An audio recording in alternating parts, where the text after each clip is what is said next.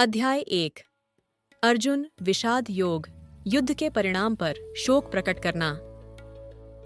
तत्रा पश्यत स्थितान पार्थ पितृनथ पितामहान आचार्य अन्मातुलान भ्रातॄन् पुत्रान् पौत राण सखींस्तथा श्वशुरान् सुहृदश्चैव सेनयोरुभयोरपि।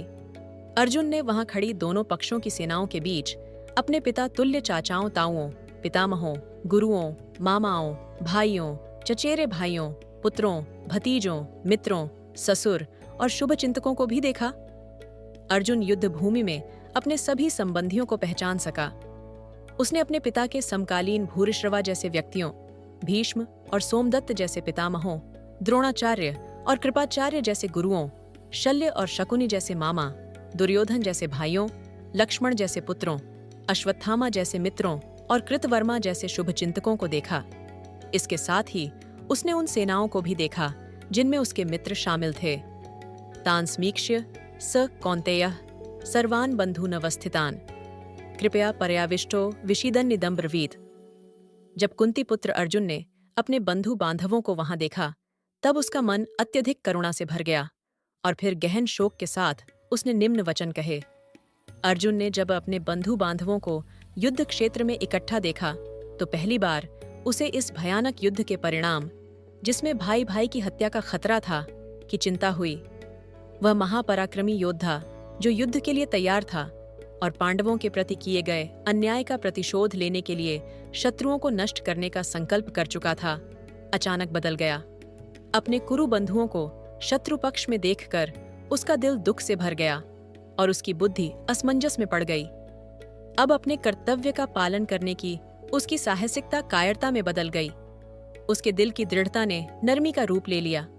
इसीलिए संजय उसे कुंती का पुत्र कहकर उसकी सहानुभूति और उदारता का उल्लेख करता है।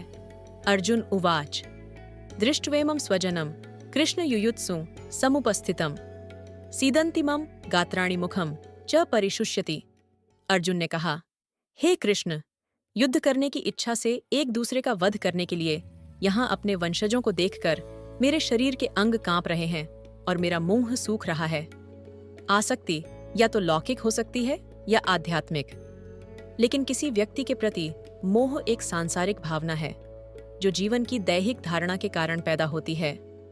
जब हम अपने आप को शरीर मानते हैं तो हम दैहिक संबंधियों के प्रति आसक्त हो जाते हैं। यह आसक्ति जो अज्ञानता पर आधारित है, हमें सांसारिक चेतना की ओर बढ़ाती है। अंततः इस प्रकार की आसक्ति का परिणाम दुखदायी होता है, क्योंकि जब शरीर का अंत होता है तो पारिवारिक संबंध भी समाप्त हो जाते हैं। दूसरी ओर परमपिता परमात्मा हमारे आत्मिक पिता, माता, सखा, स्वामी और प्रियतम हैं। इसीलिए आत्मा के स्तर पर भगवान में अनुरक्त होना आध्यात्मिक भावना है जो हमारी चेतना को ऊंचा उठाता है और बुद्धि को प्रकाशित करता है। भगवान के प्रति प्रेम महासागर के समान है जिसमें सब कुछ समाहित होता है, जबकि दैहिक संबंध संकीर्ण और भेदभावपूर्ण होते हैं। यहाँ अर्जुन सांसारिक मोह का अनुभव कर रहा था, जिसने उसे शोक के महासागर में डुबो दिया और वह अपने कर्तव्य को निभाने के विचार से कांपने लगा। वेपथुश्च शरीर में रोमहर्षश्च जायते गांडीवं स्रंसते हस्तात्वक्चैव परिदह्यते न च शक्नोम्यवस्थातुं भ्रमतीव च मे मणः निमित्तानि च पश्यामि विपरीतानि केशव न च श्रेयोनुपश्यामि हत्वा स्वजनमाहवे। मेरा पूरा शरीर कांप रहा है, मेरे शरीर के रोम खड़े हो रहे हैं, मेरा धनुष गांडीव मेरे हाथ से फिसल रहा है और मुझे अपनी त्वचा में जलन महसूस हो रही है। मेरा मन उलझन में है और मुझे घबराहट हो रही है। अब मैं यहाँ और नहीं रह सकता।